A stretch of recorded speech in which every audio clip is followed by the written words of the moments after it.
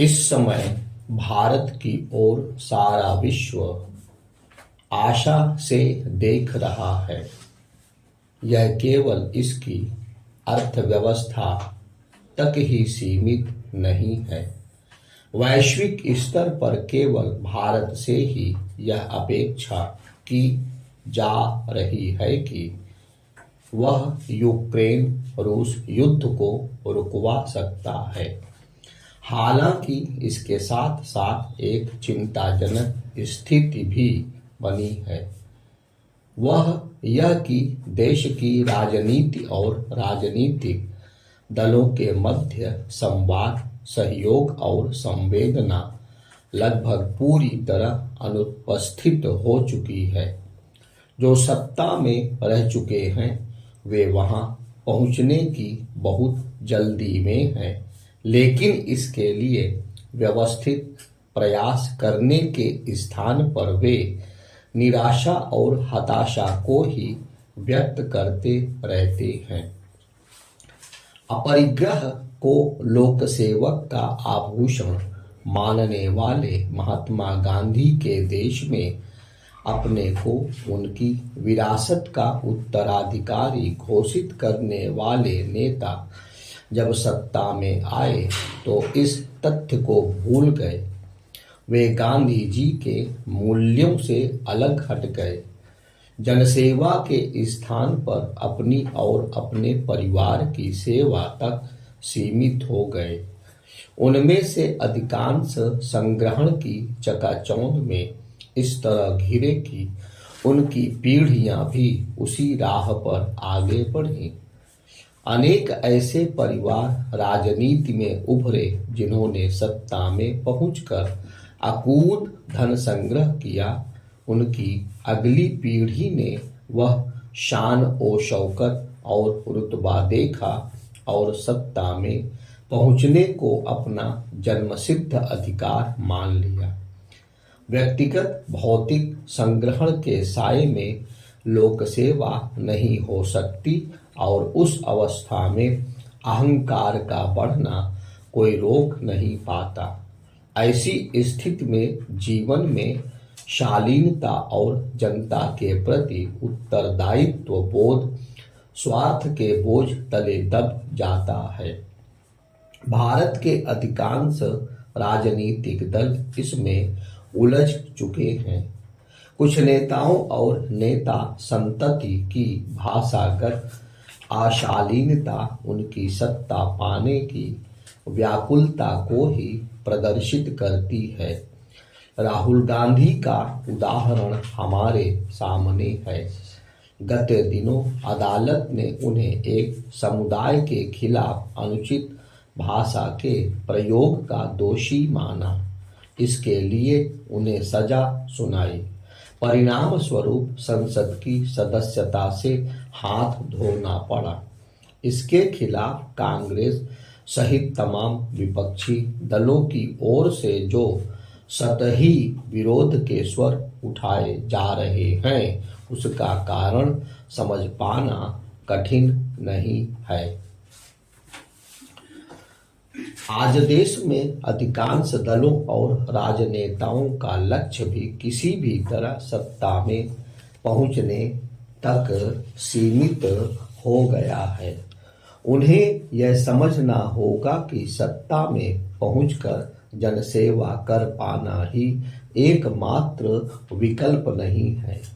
पिछले करीब 9 वर्षों से सत्ता से जनता द्वारा पदच्युत की गई कांग्रेस पार्टी सर्वविदित कारणों से अपने को जनता से जोड़ नहीं पाई है।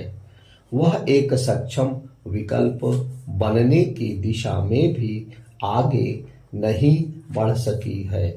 देश में एक ऐसा वर्ग भी है जो कांग्रेस को एक सशक्त विकल्प के रूप में स्थापित होते देखना चाहेगा।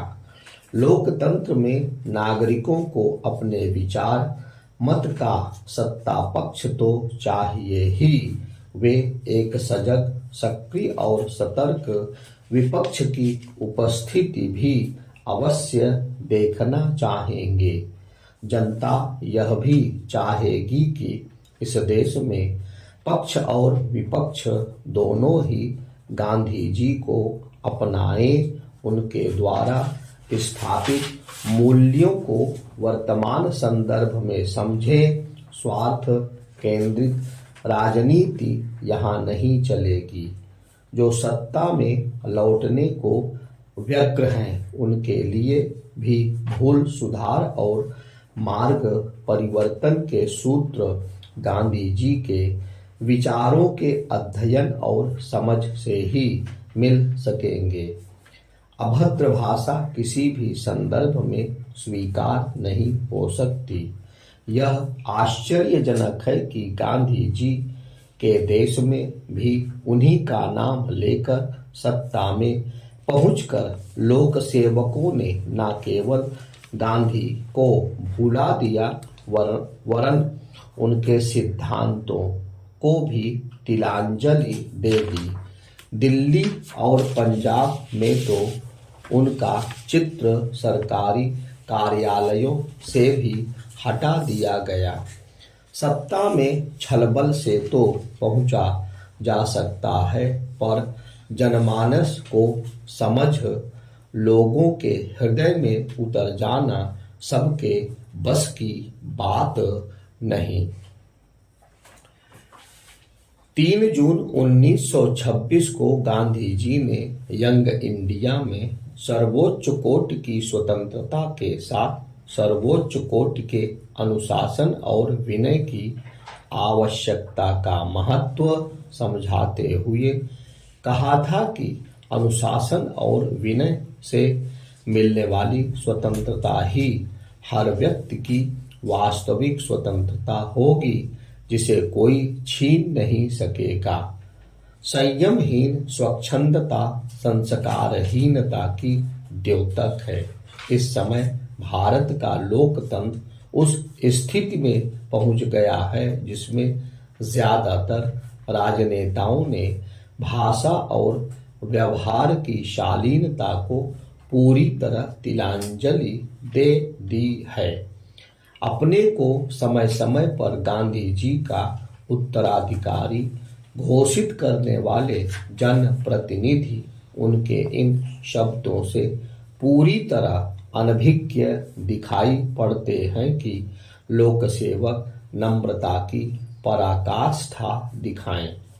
दूसरे वैतनिक सेवकों अथवा अन्य व्यवसायों के अलावा सेवा का काम करने वालों की तुलना में अपने को श्रेष्ठ ना समझें, उनसे श्रेष्ठ बनकर रहने का प्रयत्न ना करें।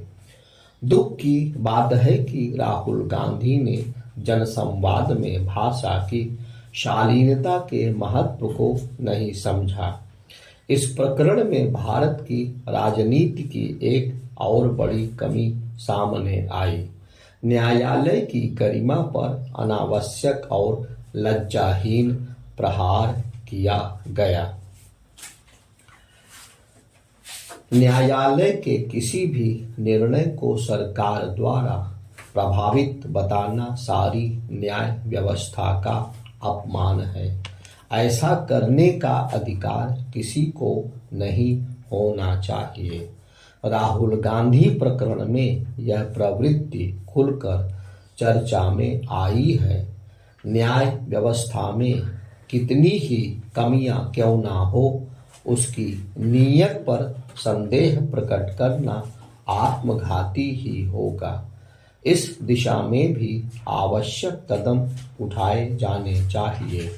इसके साथ साथ इन दिनों संसद में जिस तरह का शोर शराबा प्रतिदिन सुनाई देता है, स्थगित होने के पहले वहां जो आरोप प्रत्यारोप उछाले जाते हैं, वे किसी भी सतर्क और सक्रिय नागरिक को विचलित कर देते हैं। इस स्थिति से भी देश को उबरना होगा।